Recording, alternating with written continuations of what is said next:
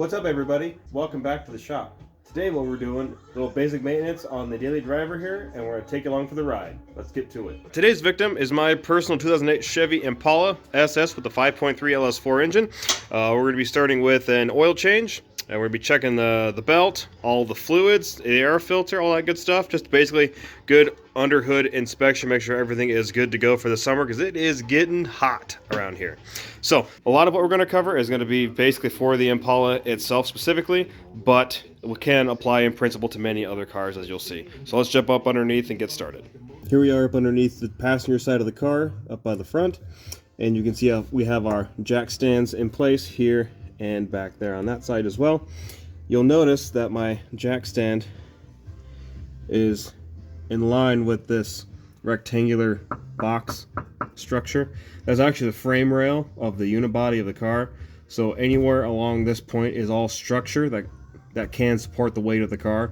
So that's why we have our jack stands here, as well as keeping them back away from all the work's going to happen up there under the engine. That way we have lots of clearance to move around and get tools and stuff in there as well. So you can see here this light gray color that surrounds the whole up underneath of the engine, the whole front of the car. That's actually the engine cradle, or the K-member some people call it. This is all structure. This is all braced aluminum meant to support the weight of the car. So all this is safe to either jack the car from or to lay a jack stand underneath it to support the car. That's all structure, and you can see the wear here. That's typically where I hit the car, is right dead center in the front. You can see the engine oil filter hanging out here, and then the engine oil drain plug facing forward. Those are going to be our two guinea pigs tonight. So what we're going to end up doing is we're going to end up popping out the drain plug first and then spitting off the oil filter. This will take a little bit longer to get all the extra oil to overflow, get it out of the way.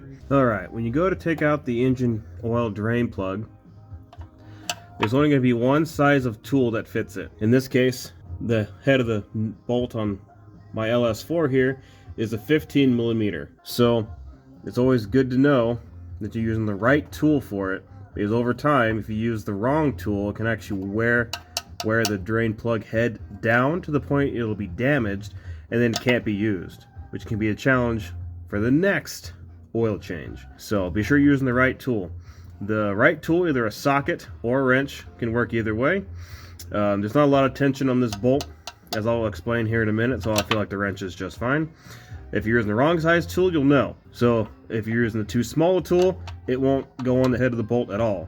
If you're using too big a wrench or too big a socket, this will rock excessively. So just be wary of something like that. So we'll break that loose, the old lefty-loosey trick. While this is draining, I'll come over here to our oil filter here, break that loose and let that start draining. And normally to get these loose, I like to give them just a little bit of a tap on the one side of the wrench. There it is, just like that. So then I'll slide our drain pan underneath it here and forward, because it's gonna arc this way. We'll try to get that centered up the best we can. Now the engine is already warmed up, and I do that so that any sludge or buildup or any grime that has manifested, I guess, into the oil journals helps get all that stuff moving around, so that when we drain it, it's nice and hot, and we'll hopefully pull as much as possible out of the oil pan while it's hot. So please be careful if you're doing this while the engine is hot.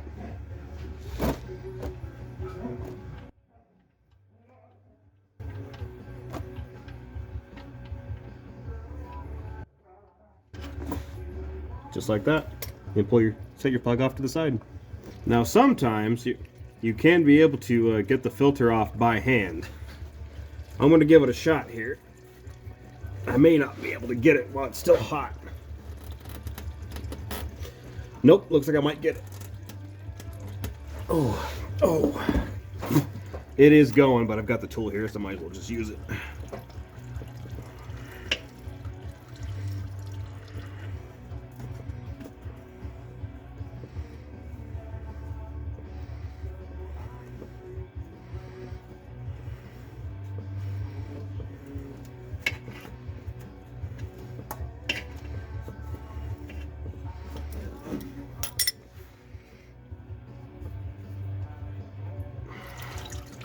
There it is.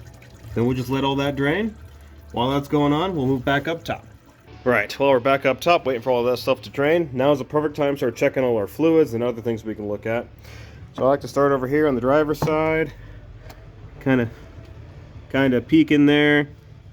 Make sure our fill mark for the overflow for the coolant is full. Looks like it's actually a little shy. It should be up to that line right there that you can see. So I know I'll end up having to top that off. When I put the camera down, I'll pull open the air box here. We'll check that. We'll look down here at the brake fluid reservoir. Give them just a little bit of a shake. That way you can see where the fluid is, because sometimes they stain the bottle. Makes it hard to tell where the line is, but that looks like it's full. So that's good there.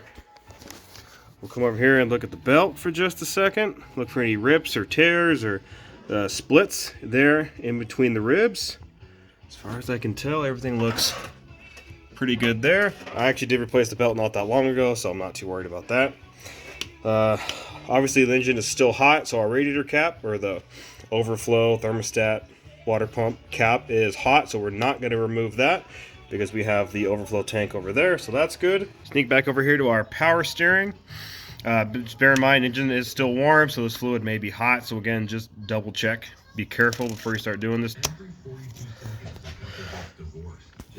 And this is kind of the same scenario. The fluid will expand like the transmission fluid will. So that's why there's kind of that range you kind of see in there.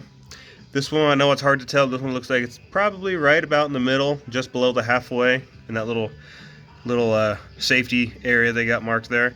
So we're going to leave that good. I've also done repairs on the power steering system recently, or semi-recently, so I know the fluid is good and not that old, not that many miles on it, so we are good there. I know the battery is good. I just put that in not that long ago.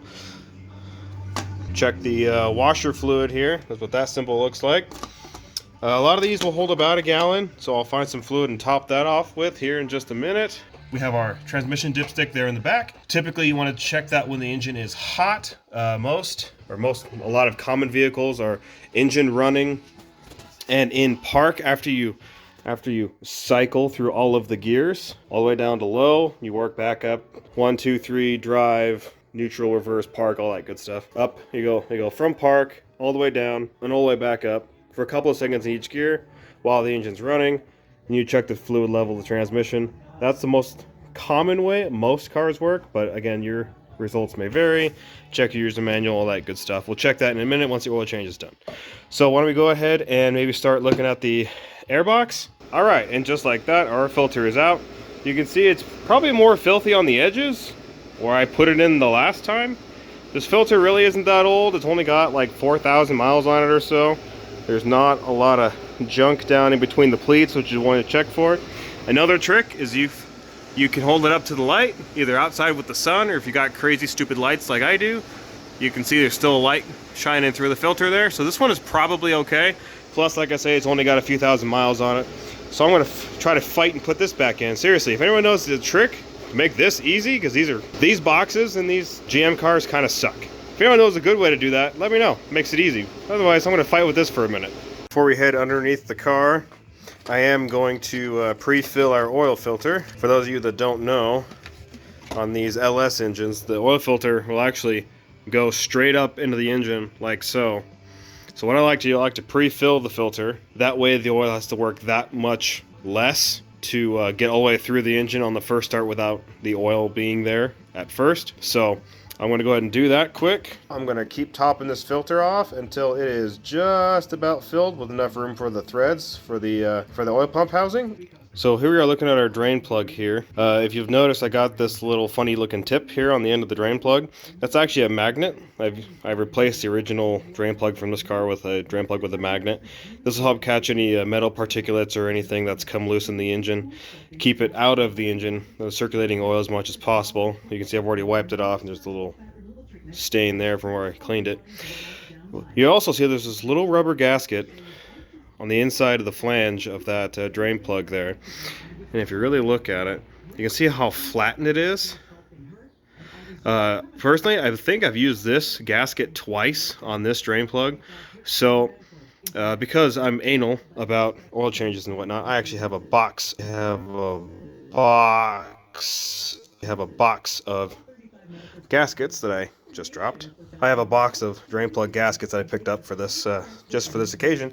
So I'm going to go ahead and pry that off. I'm going to install the new gasket on the drain plug, and then you'll notice I've went ahead and I've oiled the top seal of the oil filter that's going on the car. That's because these seals can have a tendency to stick on the engine. So when you pull the filter off, the filter seal may still stick on the engine.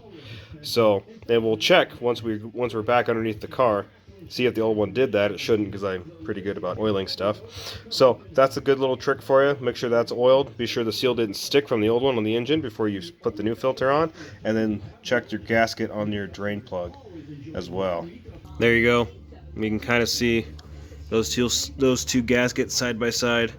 Yeah, that one was ready for a replacement. You can see everything's pretty well drained. I have the new filter box down here handy with me. That way I can dump the filter out and set it in that box. That way it's not sitting in that oil. Just gonna finish getting this to drain a little bit. It's pretty much ready. Don't be afraid to move your catch pan a little bit if you need to. Better than recreating the Exxon Valdez. Comment down below if you remember that one. There you go. I'll just kind of let it drip dry for a second. Then I'll put it in the new filters box. Now while we're putting things back together, put the drain plug in.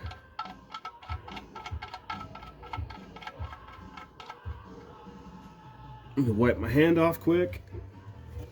All right.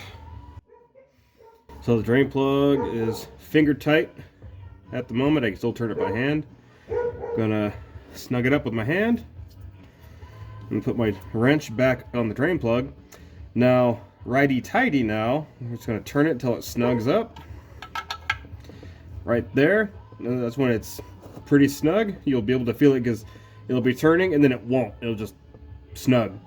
Then what I do at this point, especially because I don't have a torque wrench for this, but you don't need one. If you watch close, call that like maybe a 1/16 of a turn. Just one little quick turn will snug it up just perfect. That's all you need. This doesn't need to be, you know, gorilla tight. It's snug with the wrench and then one quick turn.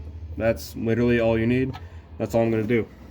Now I'm gonna take our new filter. It's been pre-lubed.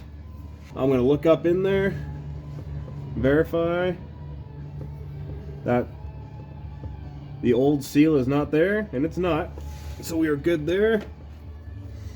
Take this and thread it up into the hole. Again, righty-tighty. You should feel the threads catch. Now, very important step here. Once you're at this point, you snug it by hand.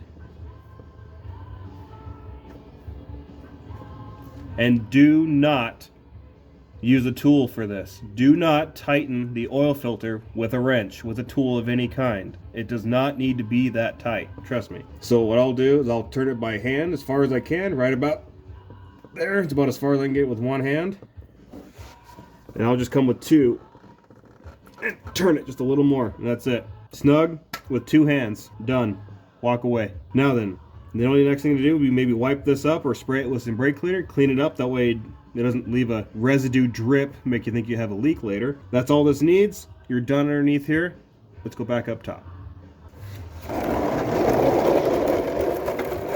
So before you drain the oil, you can, if you like, you can pull the oil cap off just to help in better flow. I didn't this time, but you can if you'd like. Astute watchers will see that I have this goofy looking filter that's been attached to my oil fill here. Be sure to check out the video up in the top corner there for that information, why I did all that. Anyway, let's grab some oil and we'll finish up with our oil change here. Alright, I'm going to start with the quart I already opened to fill the oil filter with.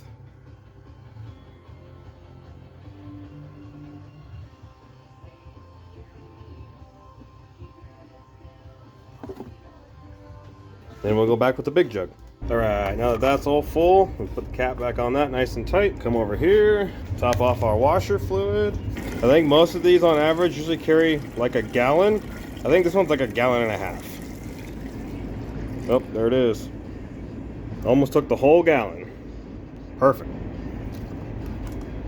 Remember to put the cap back on it. Now that we're this close, we can come back in here. We can start the car.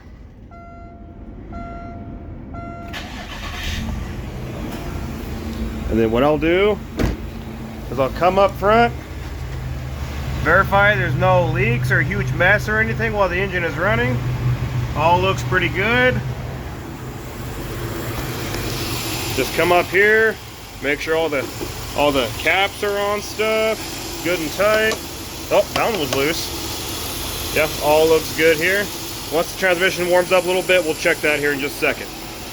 One more thing I like to do, if you cycle through your menu here to the trip A, I will actually reset this and use trip A as my interchange interval for the mileage. You saw it read like 4.4 or 4,400 miles or so. Typically I aim for 3,000, but a little late on this one. Life happens, it gets in the way.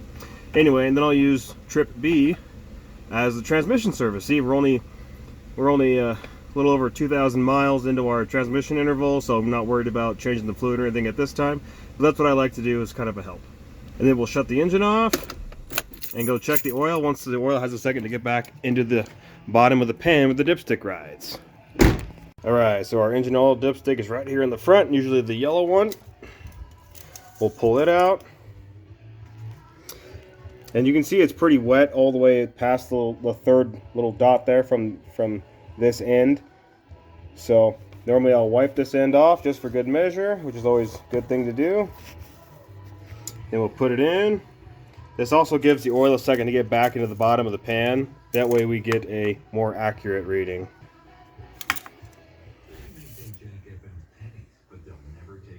It does appear to be a little on the low side. You can see right above the middle dot there how the line breaks up. You can kind of see right there.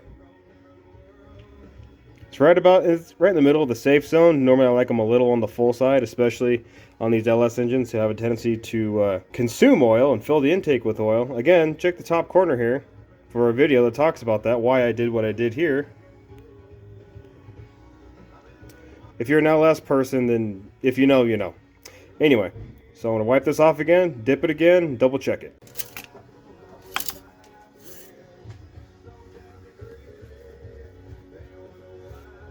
And there, you can see it up to the third dot, plenty full. Okay, that marks his oil change done. Alright, let's check the transmission fluid. We have already cycled all the gears, up and down, got a couple seconds in each gear. Gonna wipe off the original residue, check it again.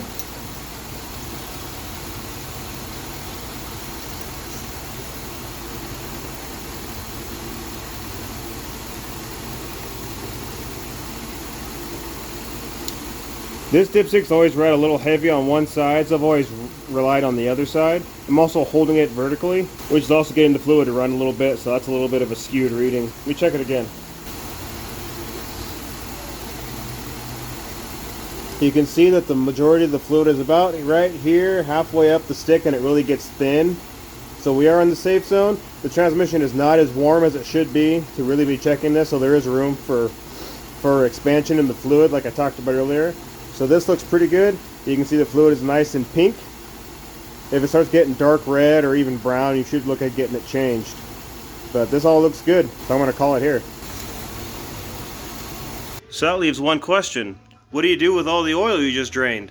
Well, you want to be responsible with this stuff. So what I like to do is I use the now empty jugs I bought the new oil with, put the old oil in the old jugs, and then take them back to the store I got them from. In this case, I bought all this stuff from O'Reilly, and I know they take used oil as long as it's not contaminated with other chemicals and other things that shouldn't have in it. So I'm going to take it back to them. It'll be just fine. Be responsible. All right, guys, that wraps up the oil change. But naturally, what comes after doing the oil change if you're doing the preventative maintenance? You're rotating the tires, right? So you've already got the car in the air, you've already changed the oil, that's the next video. Check it out over here. It would be the next step to really take this maintenance job one step further, just to really verify you have everything you need for many more miles to come. Thanks guys so much for watching. Be sure to like, share, subscribe, all that good stuff, and we'll see you on the next one.